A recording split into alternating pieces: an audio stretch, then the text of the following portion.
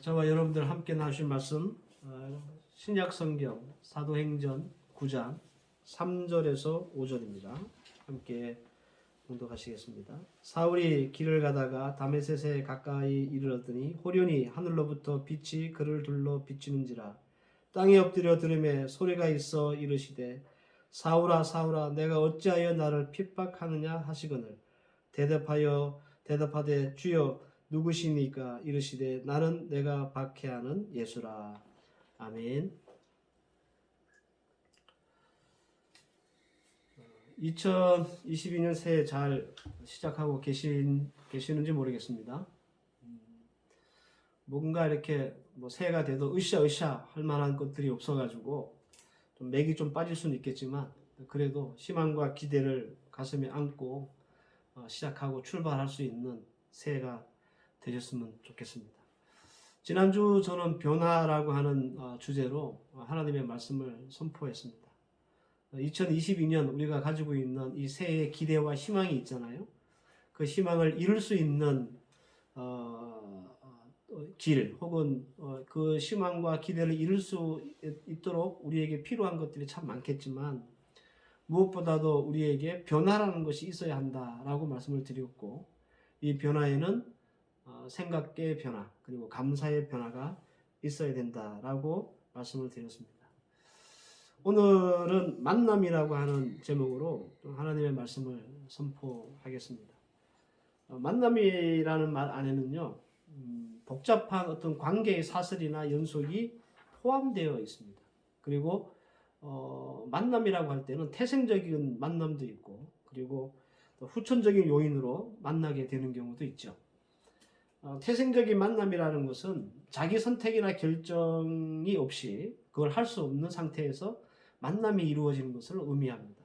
대표적으로 부모와 자녀 간의 어떤 그런 만남이 그런 대표적인 케이스라고 볼 수 있습니다. 자녀는 어떤 부모에게서 출생할지 선택할 수 없잖아요. 그죠? 결정할 수 없습니다. 부모도 마찬가지예요. 나는 어떤 자녀를 낳아야지. 이거 선택이 안 되는 거예요. 이런 걸 이제 태생적인 만남이다 이렇게 말씀을 드릴 수 있고, 후천적인 만남이 있습니다. 이건 분명하게 자기 선택이나 결정에 의해서 만들어지는 만남을 말합니다. 예를 들어서 남자 여자가 서로 만나 결혼하는 것, 이게 이제 대표적인 얘기겠죠. 태어나자마자 난 누구랑 결혼해야 한다 이런 거 없잖아요. 그죠?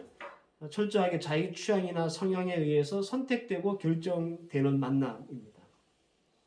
그런데 이 만남이 태생적이든 후천적이든 간에 이 만남은 또 다른 만남의 관계 사슬을 만들어낸다라는 겁니다. 무슨 말이냐 하면, 태생적으로 어떤 부모에게서 아들이 태어났다고 가정을 해보면 자동적으로 그 태어난 아들은 또 다른 관계를 맺는다는 거예요. 갑자기 태어났는데 할아버지가 생기고 할머니가 생기고 고모 이모가 생기고 사촌들이 생기잖아요. 그죠?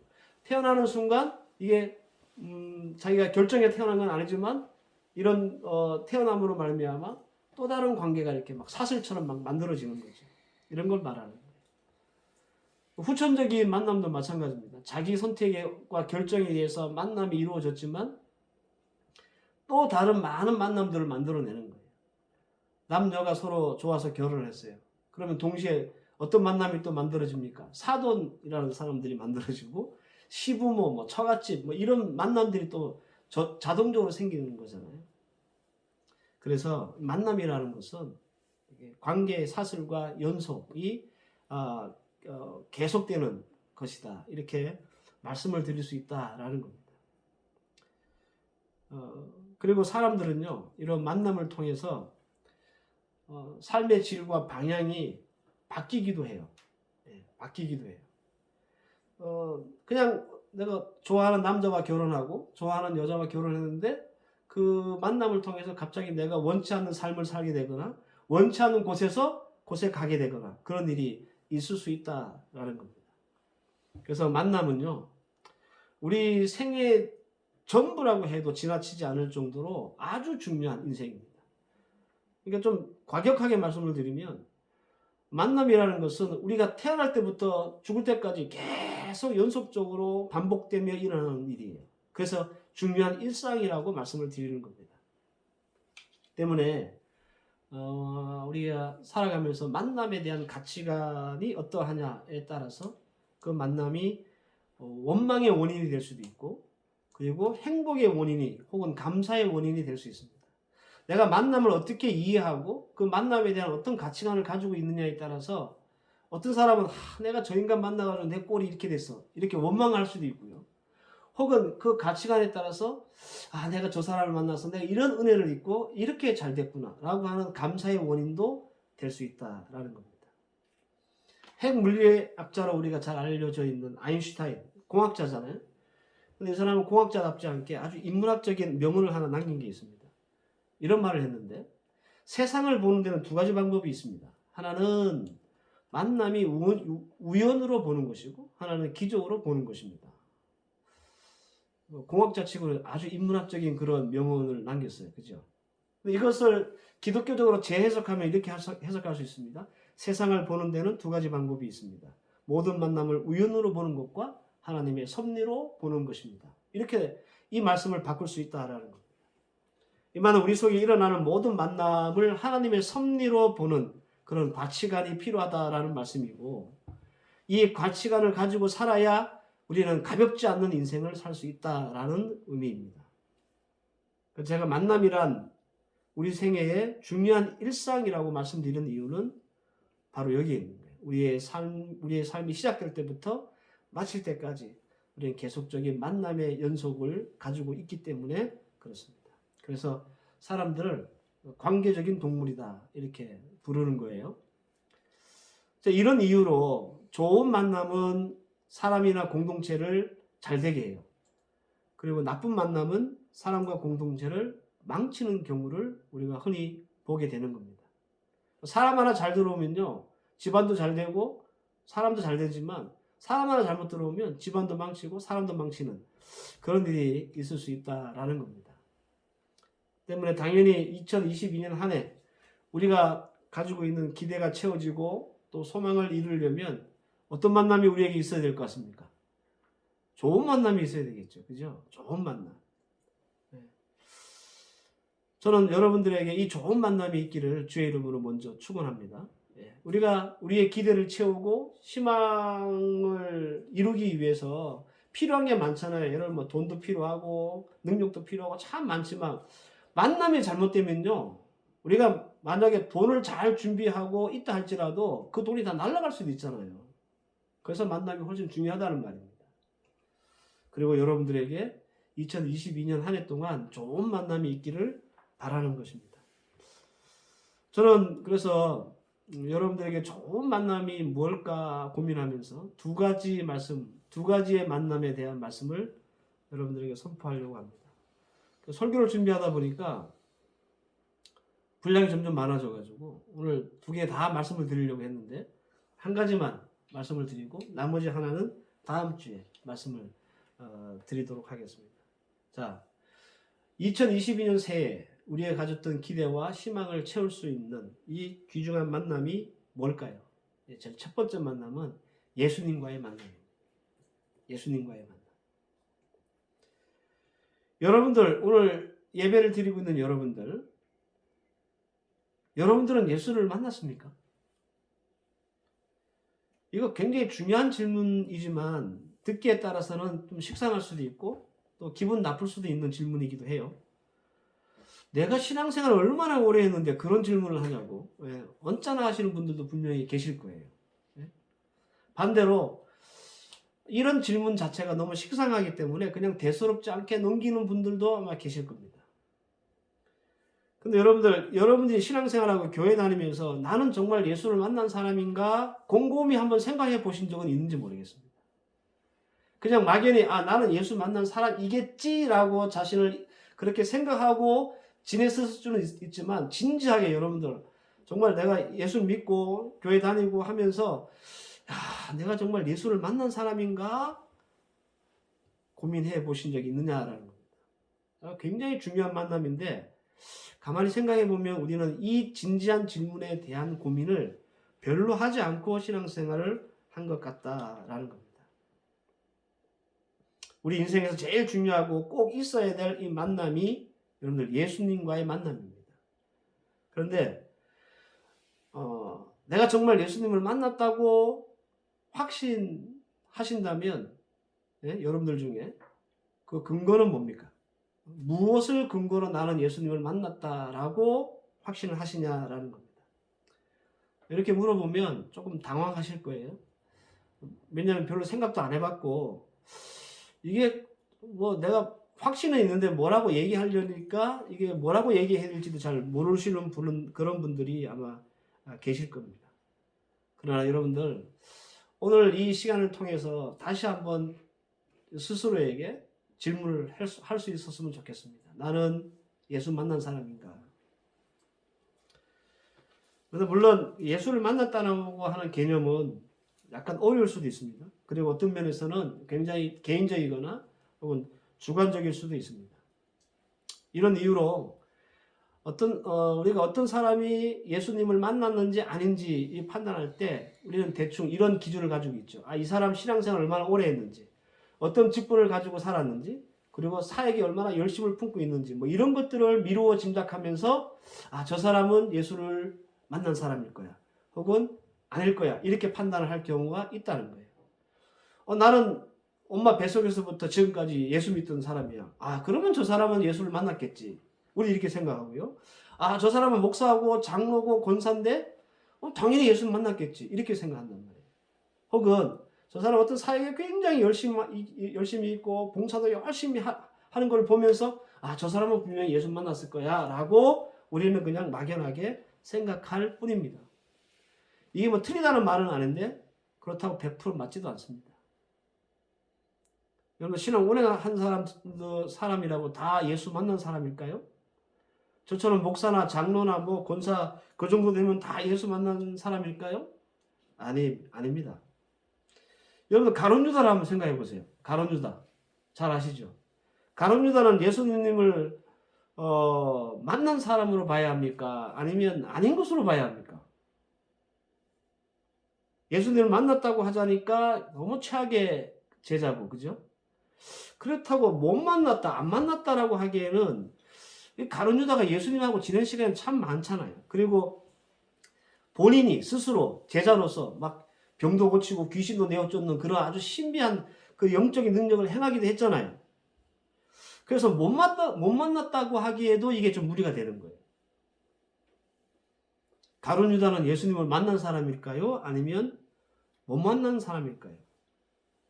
이 질문의 답은 제가 나중에 설교 다 마치고 이 마지막 부분에 다시 물어볼 테니까 여러분들 잘 생각하고 계시기를 바랍니다. 제가 답을 지금 안 가르쳐 드립니다. 다시 주제로 돌아가십시다. 예수님을 만났다 못 만났다 어떻게 판단할 수 있을까요? 그 근본적인 질문에 답을 찾기 위해서 가장 좋은 방법은 성경에 나오는 수많은 예수 만난 사람들을 살펴보면 요런 사람들은 예수 만난 사람이구나 우리가 알 수 있지 않겠습니까? 그죠? 그래서 저는 오늘 읽었던 본문에 나오는 사도 바울을 중심으로 해서 예수 만난 사람들이 가지고 있는 두 가지의 특징 혹은 반응에 대한 말씀들을 드리려고 합니다. 첫 번째, 여러분 예수 만났다라고 할 때 이것을 확실히 예수 만난 사람으로 인정할 수 있는 증거가 있어요. 반응이 있습니다. 판단 기준이 있어요. 그게 뭐냐면 예수 만난 사람들은요 반드시 성령의 개입 사건이 있습니다.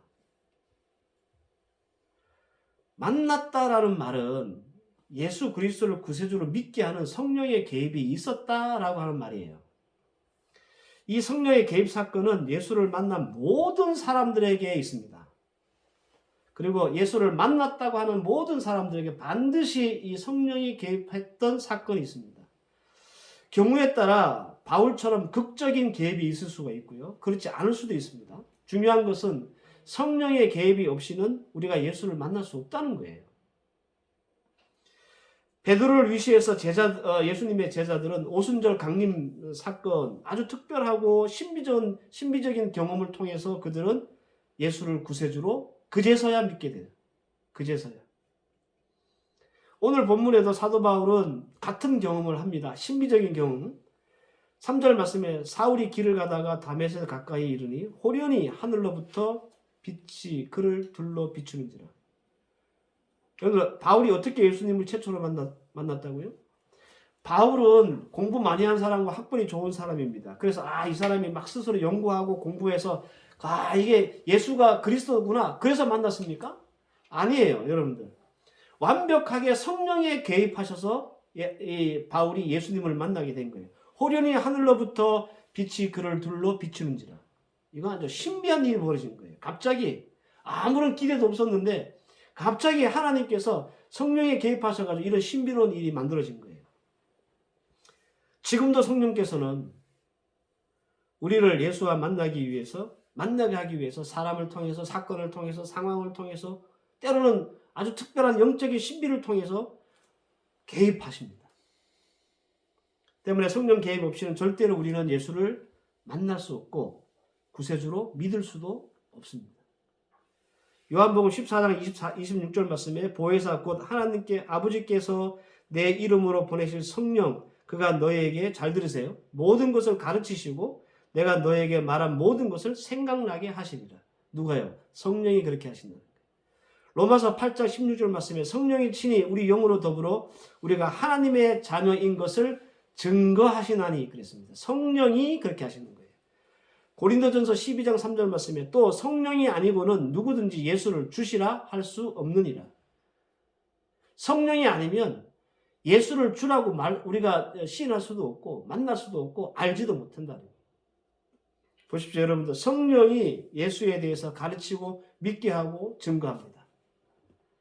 성령의 개입은 여러 가지 형태로 나타날 수는 있지만 우리가 예수를 만났다라고 하려면 반드시 이 성령 개입의 사건이 있어야 한다는 것은 분명합니다. 때문에 여러분들은 성령께서 여러분들의 인생에 개입하셨는지 아닌지 생각해 봐야 돼요. 여러분들이 예수 만났는지 안 만났는지를 이렇게 알아보려면 먼저 여러분들의 생애에 성령이 개입했는지 안 했는지를 먼저 점검해 보셔야 합니다. 성령께서는요, 때로는 극적인 역사를 통해서 개입하신다라고 말씀을 드렸죠. 여기서 극적이라고 하는 말은 이런 거예요.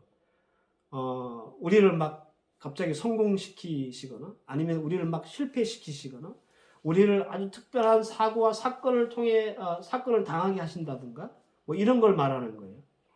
반대의 경우도 있습니다. 극단적인 사건이나 사고 상황이 아니라 그냥 자연스럽게 뭐 사람을 통해서 누굴 만났는데 내가 예수를 믿게 됐다든지 아니면 어떤 환경에 들어가 있었는데 그렇게 됐다든지 우리의 일상 속에서 자연스럽게 성령께서 개입하실 수도 있습니다.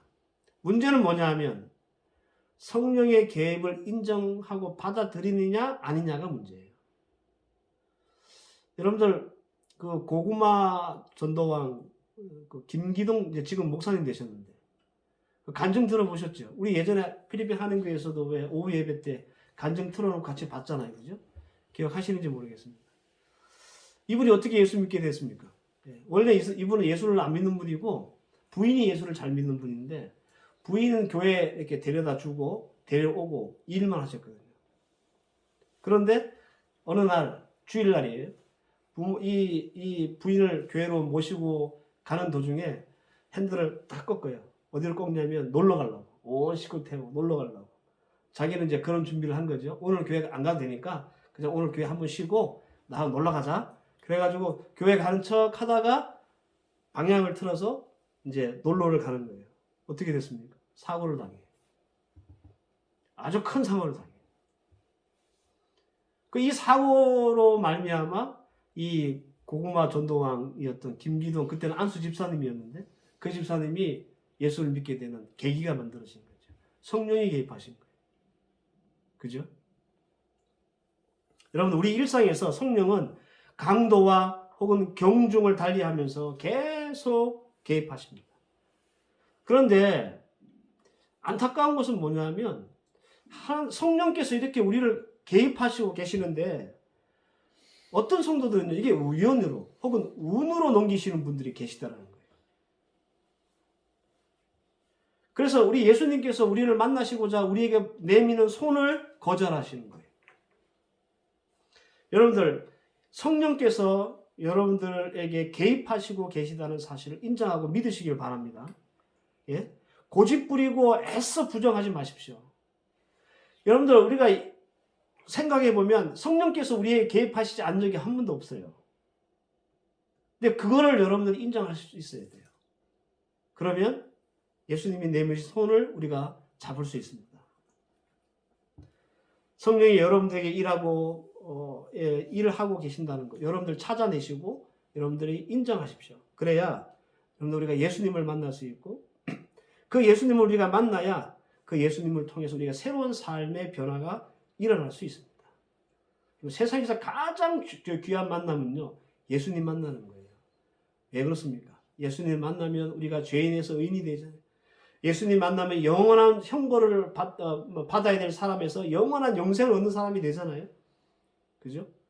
여러분들 예수님을 만나는 것 외에 그것보다 더 큰 만남은 없어요. 성도들에게.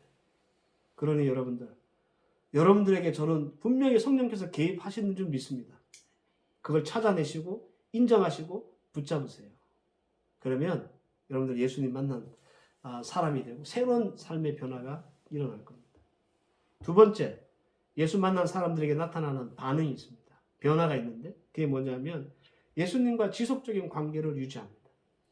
예수를 만난 사람은 성령의 개입 이후에 예수님과 영적 관계를 지속하고 유지하고 확장해 나가요.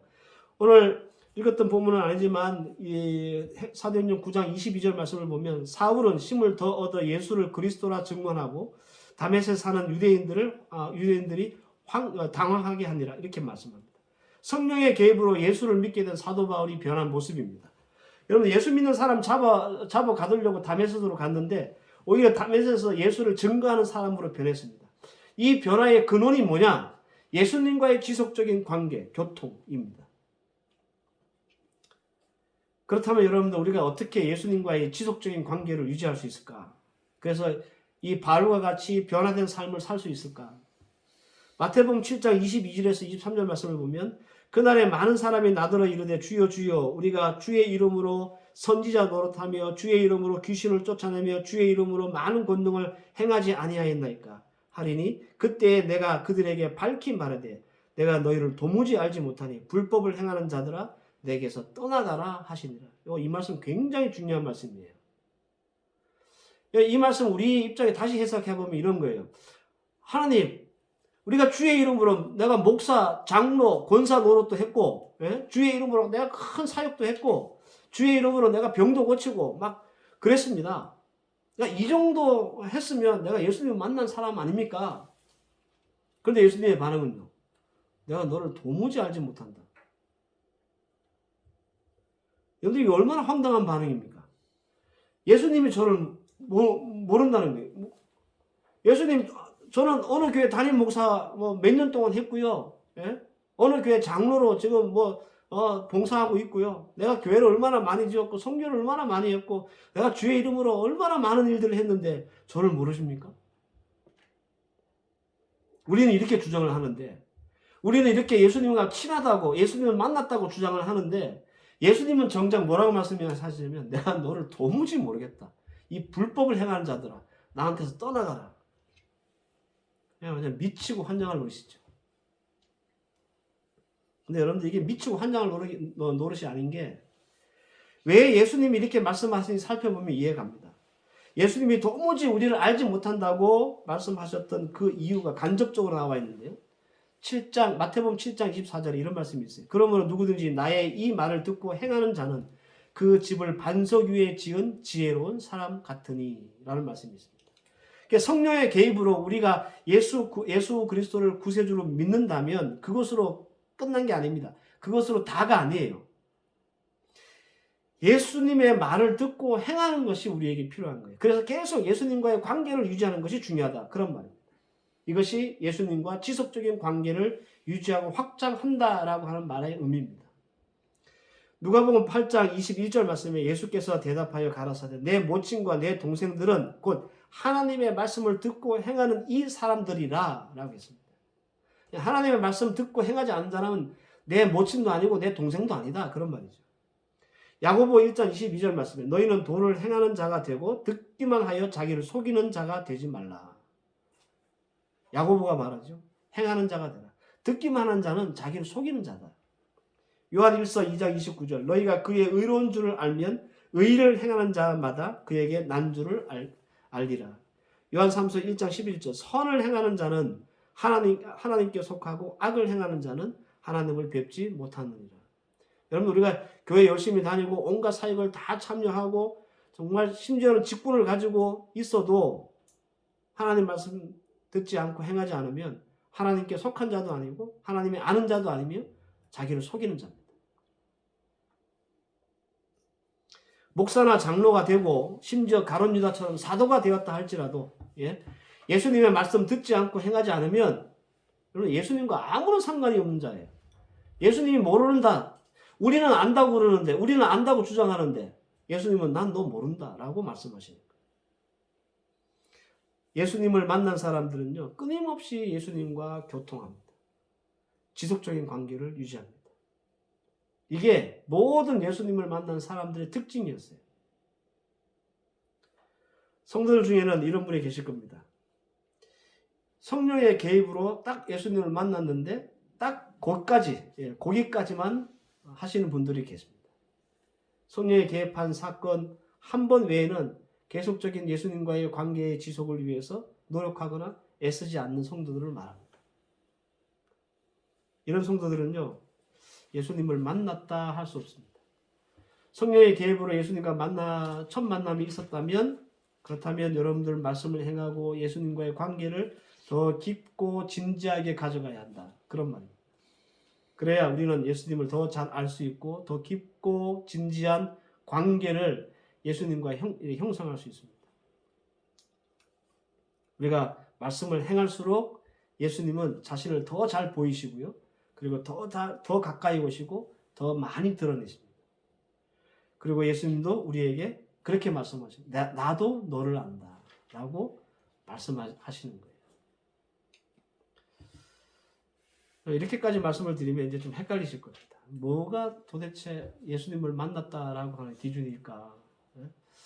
내가 생각하면 성령의 개입이 있었는지 없었는지도 헷갈리고 예수님과의 관계를 내가 지속하고 있는지도 헷갈리고 이게 잘 모르겠다. 이렇게 말씀하실 수도 있습니다. 여러분들 예수님을 만난 사람들은요. 내 삶이 지금 속된 말로 개판이에요. 하나님 잘 안 섬기고 신앙생활 제대로 안 해요. 그래서 예수님 만난 사람들의 특징이 있습니다. 그 특징이 바로 이거예요. 예수님과의 관계 유지. 근데 그걸 어떻게 우리가 알 수 있느냐면 베드로와 가룟 유다를 비교해 보면 알 수 있어요. 베드로에게도 예수님이 뭐라고 말씀하셨냐면 내가 잡혀갈 때 너 나 3번 부인할 거야 그랬어요. 그런데 베드로는요 강력하게 아니라고 저항했거든요. 근데 결론은 어떻게 됐습니까? 3번 팔아먹었어요. 3번 저주했어요. 가룟 유다에게도 예수님 말씀하셨어요. 내가 지금 빵을 떼서 주는 그 자가 나를 팔 자다. 정말 예수님이 딱 빵을 쪼개가지고 그 자에 가룟 유다에 줬어요. 그죠? 그때 가룟 유다는 너무 창피하고 자기의 속내가 들통이 났는지 도망을 갔어요. 그때 도망가서 예수님을 팔았거든요. 여러분들 예수님의 제자 중에 베드로는 가룟 유다보다 나은 게 하나도 없었습니다. 오히려 더 악질이에요.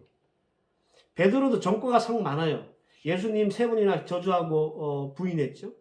예수님 부활하시고 난 후에도 예수님하고 다가가지 못하고 갈릴리로 다시 돌아가가지고 어부의 생활로 다시 돌아갔잖아요. 부활하신 예수님이 나타나가지고 손, 발 다 보여주시는데도 안 믿었어요. 여러분들 누가 더 나쁜 놈입니까? 베드로입니까? 가룟 유다입니까? 가룟 유다는 양심의 가책을 느껴가지고 목을 매달아 죽었거든요. 인간적으로 보면 베드로가 나빠요. 그런데 예수님이 베드로를 찾아가가지고 모닥불 피워놓고 불러놓고 야, 너 나 사랑하냐? 이렇게 물어요. 3번이나. 근데 베드로는 뭐라고 대답합니까? 내가 주님을 사랑하는지 주님이 아십니다. 이 말이 무슨 말이냐면 베드로의 상황은요, 지금 엉망이에요. 이제 뭐 예수도 이제 안 믿고, 이제 난 다 모르겠다. 나는 이제 다시 어부나 해야 되겠다라고 고향으로 돌아왔는데 그 마음속에 한곁에 뭐가 있는 거예요? 예수님 사랑하는 마음이 있는 거예요. 자기의 형편은 지금 예수님하고 멀리 떨어져 있지만 자기 속에는 뭐가 있어요?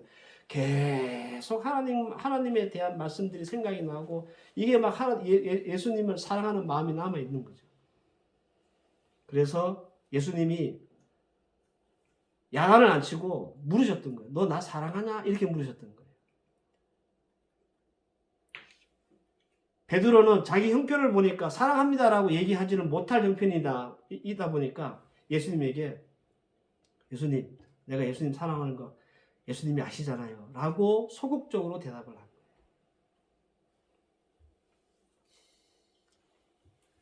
성도 여러분들,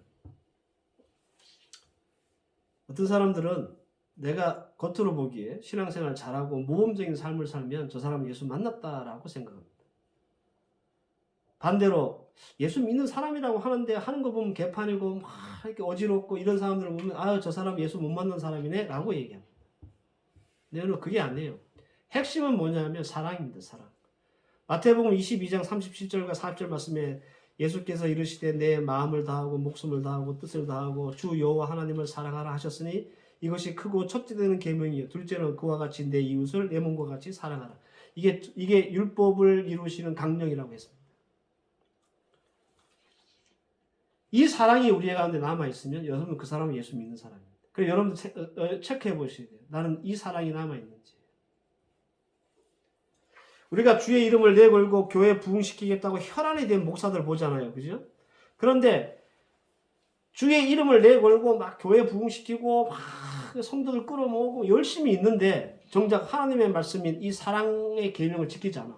여러분들 그건 하나님을 만난 사람이 아니에요. 언제 하나님이 우리한테 부탁하셨습니까? 목사들한테. 야, 이 목사들아.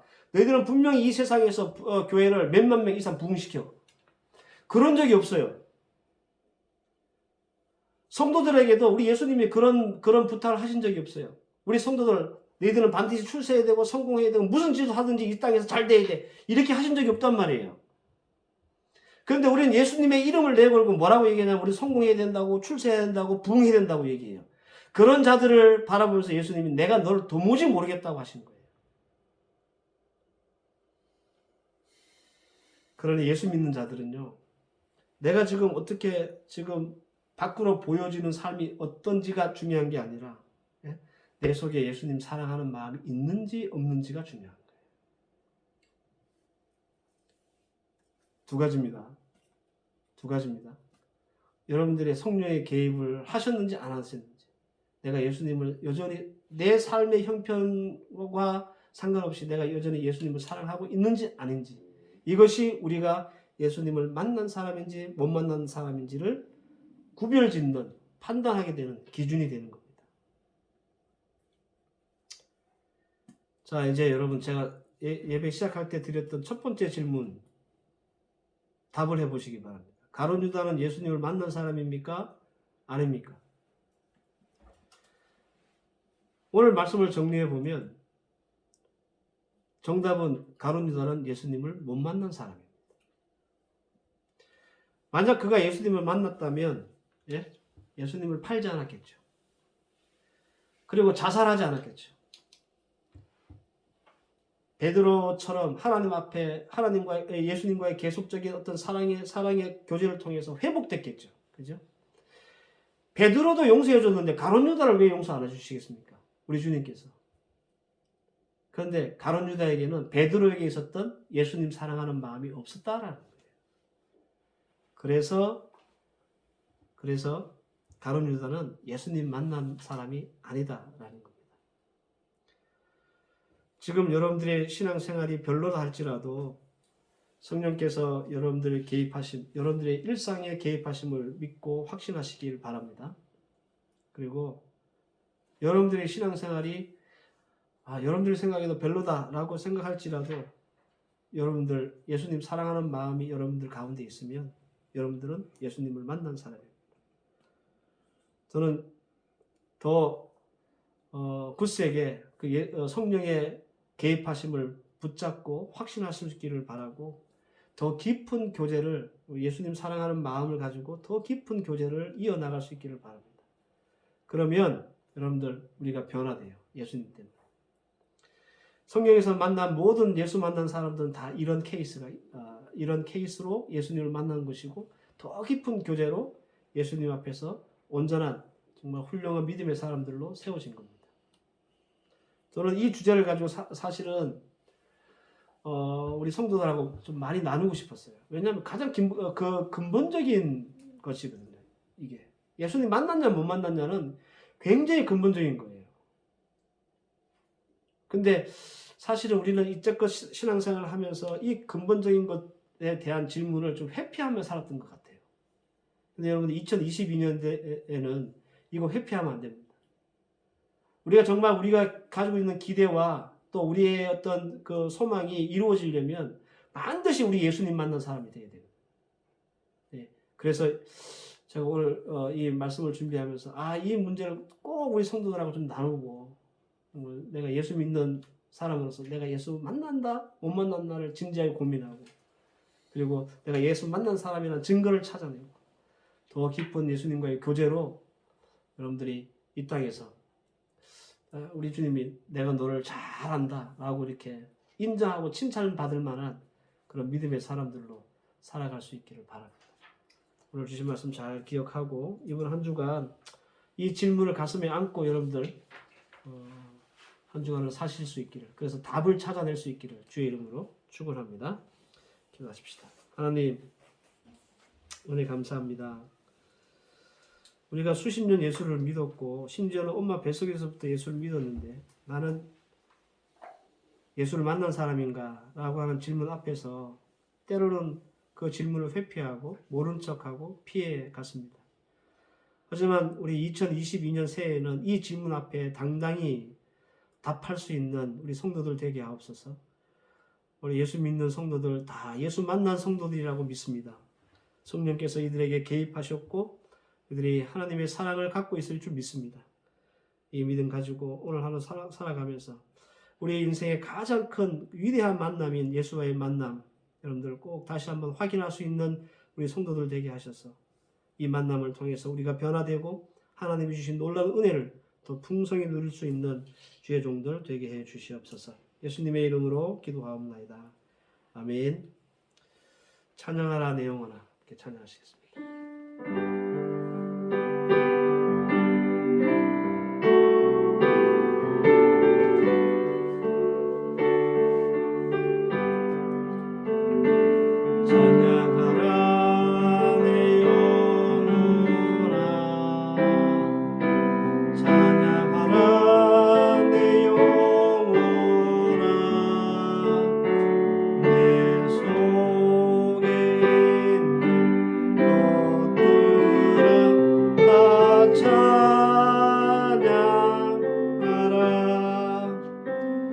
이제는 우리 주 예수 그리스도의 은혜와 성부 하나님의 무한하신 사랑과 성령의 인도하심과 교통하심과 섭리하심이 예수 만나 하나님 앞에서 더 크고 아름다운 교제를 하기 원하는 하나님의 귀한 백성들 머리 위에와 이들의 가정과 자녀와 학업과 사업과 직장 위에, 그리고 두고 온 우리 필리핀 한인교회와 또 우리 성도들 머리 위에 이제부터 영원까지 함께 계실지어다.